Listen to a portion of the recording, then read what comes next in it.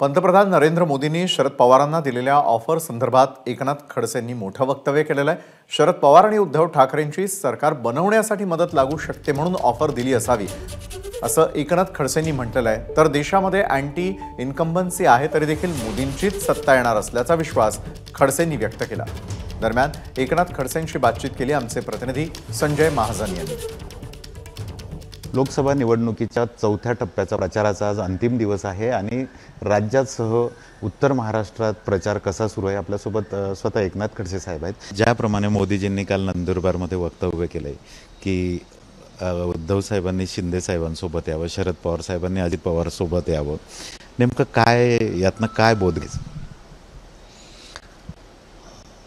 मला वाटतं की पुढच्या राजकारणाची ती सुरुवात असावी किंवा नांदी असावी।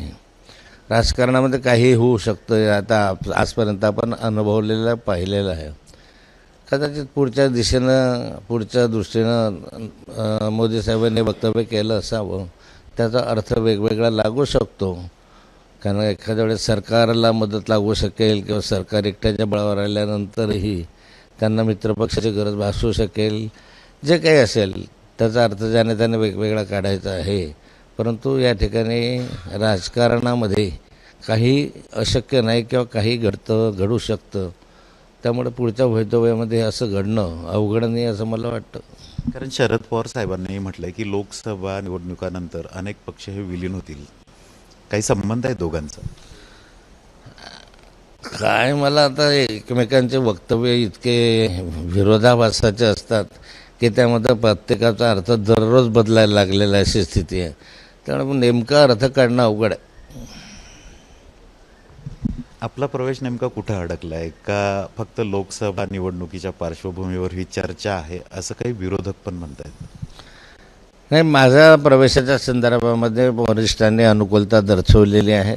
मधल्या कालखंडामध्ये काहींनी नाराजी दर्शवली होती आणि मग आम्ही सर्वांनी ठरवलं की त्याला निवडणुका पार पाडू, या निवडणुकीनंतर हा निर्णय घेऊ।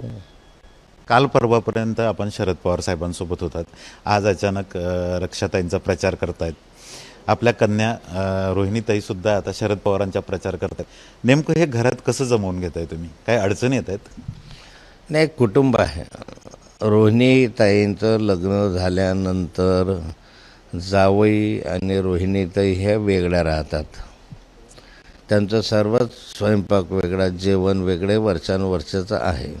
म्हणजे माझी मुलगी आहे म्हणून त्या आता आमचं नाव लावून त्या संदर्भामध्ये काम करते किंवा मी आणि ती एकत्रही आम्ही काम करतो आहोत किंवा रक्षाताई आणि रोहिणीताई एकत्र या घरामध्ये वावरताना तुम्हाला दिसतील। निवडणुकीनंतर ह्यात काही गैर नाही आहे। तिचं घर वेगळं आहे, आमचं घर वेगळं आहे, पण लग्न समारंभ अन्य प्रसंगाच्या निमित्तानं आम्ही नेहमीच एकत्र येतो।